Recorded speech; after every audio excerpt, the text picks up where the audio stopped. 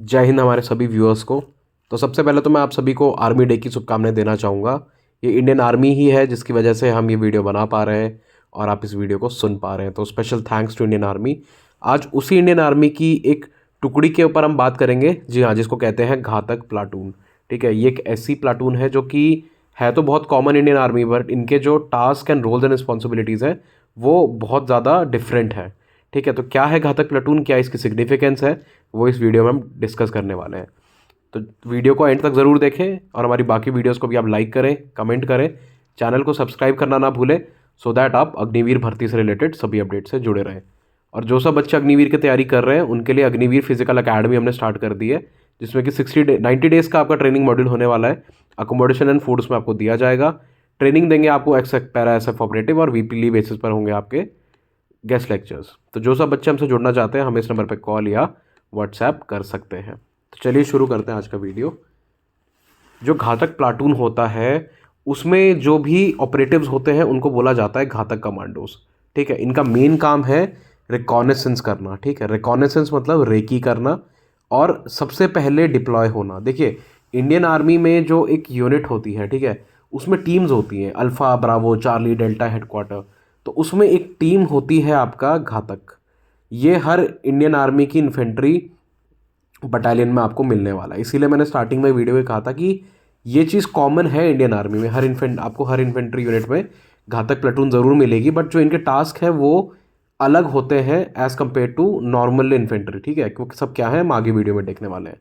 Right, तो ये था शॉर्ट इंट्रोडक्शन अबाउट घातक प्लाटून। अब इनके रोल्स एंड रिस्पॉन्सिबिलिटीज़ के ऊपर थोड़ा और डिटेल में बात करते हैं। ठीक है, तो स्पेशलाइज एलाइट इन्फेंट्री प्लाटून्स होती हैं ये इंडियन आर्मी की। ठीक, इनका काम होता है कि रेकी करना। दूसरा, अगर कुछ भी इशू आता है, कुछ भी ऑपरेशन की नीड्स होती है, तो सबसे पहले यूनिट से यही लोग डिप्लॉय होते हैं। इसके साथ साथ ये लोग अपना फिजिकल और मोटिवेटेड रहते हैं 24 घंटे। सबसे ज़्यादा जो फिट एंड मोटिवेटेड सोल्जर्स होते हैं वही एक्चुअली इसका पार्ट भी बन पाते हैं। इसमें जो इनके रोल्स होते हैं, जैसे मैंने आपको बताया, रेड्स इनका पार्ट होता है, एयरफील्ड्स में सप्लाई डंप्स, और कहीं पर भी क्लोज क्वार्टर कॉम्बैट्स, इन सब जगह पर अटैक करना जाके और अपनी सीक्रेसी मेंटेन करना, वो इस प्लाटून का मेन काम होता है।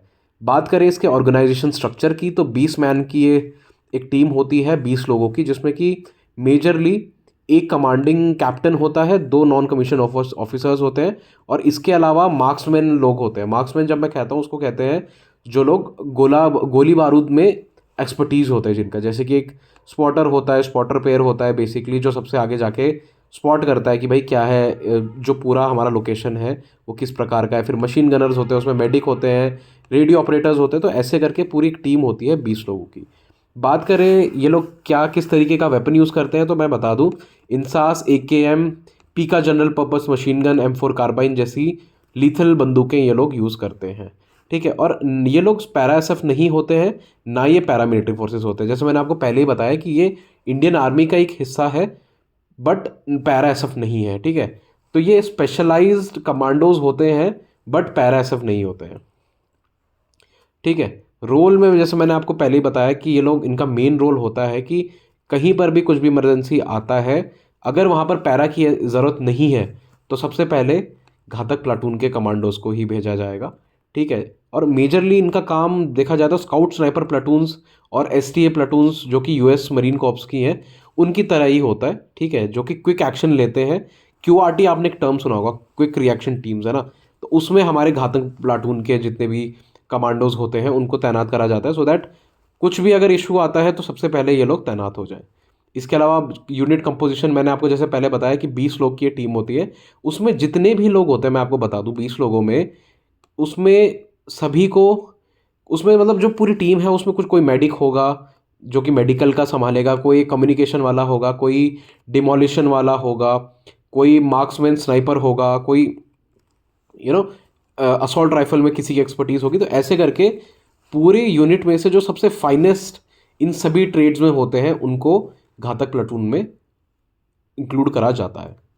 बात करें इनकी ट्रेनिंग की, तो जैसे मैंने आपको बताया कि फिजिकली फिट और मोटिवेटेड जो सोल्जर्स होते हैं सबसे ज़्यादा एक यूनिट में, उन्हीं को ही इसमें भेजा जाता है। फिर ये अपनी फर्दर ट्रेनिंग के लिए जाते हैं कमांडो ट्रेनिंग कोर्स, बेलगांव, जो कि है आपका कर्नाटका। वहाँ पर इनकी जो ट्रेनिंग होती है उसमें 20 से 60 किलोमीटर के इनके बीपीटीज होते हैं। बीपीटी अब क्या होता है उसके ऊपर हमने पहले एक वीडियो बना दिया है। वीडियो को मैंने यहाँ पे आई बटन पे लिंक कर दिया, तो आप आके जाके वीडियो को देख ज़रूर सकते हो। ठीक, इसके अलावा फिर ये लोग अपने जो पूरी इनका ट्रेनिंग होता है उसमें फिजिकली एंड मेंटली इनको पूरा प्रिपेयर करा जाता है। ठीक है, इनको पूरी सिखलाई दी जाती है क्लोज क्वार्टर कॉम्बैट्स में। इसके अलावा कि अर्बन एरियाज़ में, रूरल एरियाज़ में कैसे आपको लड़ना है, मॉडर्न डे टैक्टिक्स क्या है, एम्बुश कैसे लगाना है, डिमोलिशन कैसे करना है, तो ये सब चीज़ें इनको सिखाई जाती है सो दैट ये नॉर्मल इन्फेंट्री से एक लेवल उठ के काम कर सके। और इसके साथ साथ इनको फिर फर्दर जैसे हाई एल्टीट्यूड वॉरफेयर स्कूल, इसके अलावा काउंटर इंसर्जेंसी या जंगल वॉरफेयर स्कूल, ऐसे ऐसी जगहों पर ऐसे ऐसे ट्रेनिंग एस्टैब्लिशमेंट में भेजा जाता है जहाँ पर कि ये लोग एक और अच्छे लीथल कमांडो बन के आ सके। तो इस प्रकार होती है घातक कमांडो की ट्रेनिंग। और इक्विपमेंट की जैसे मैंने आप बात करी थी कि इंसास ये लोग यूज़ करते हैं। टेवोर भी कुछ कुछ मामलों में यूज़ कर सकते हैं, ऐसा नहीं होता कि इनको टेवोर पे ट्रेनिंग नहीं होता है, बट मेजरली वो पैरासेफ ही यूज़ करती है। इसके अलावा इंसास, AK-47, ठीक है, हैकलर एंड कोच, MSG-90 जिसको कहा जाता है, और ऐसे ही हमारे मॉडर्न राइफल्स, ठीक है, जैसे कि 6716, AK-203 और जितने भी तरीके के मॉडर्न इक्विपमेंट्स होते हैं इनको उस इक्विपमेंट के ऊपर ट्रेनिंग कराया जाता है इंडियन आर्मी द्वारा, सो दैट एक पैरा एसएफ यूनिट तो होती ही है, ठीक है, जो कि स्पेशली बुलाई जाती है, बट हर एक यूनिट के बाद हर एक यूनिट के पास एक ऐसा यूनिट ज़रूर होना चाहिए जो अपने आप में एक स्पेशल हो। तो उन स्पेशल टुकड़ियों को इन इक्विपमेंट के ऊपर ट्रेनिंग दिया जाता है। और मैं बता दूं कि बहुत अच्छा खासा स्पेंड करती है इंडियन आर्मी पूरी जो हमारी घातक प्लाटून है उनको ट्रेन करने में।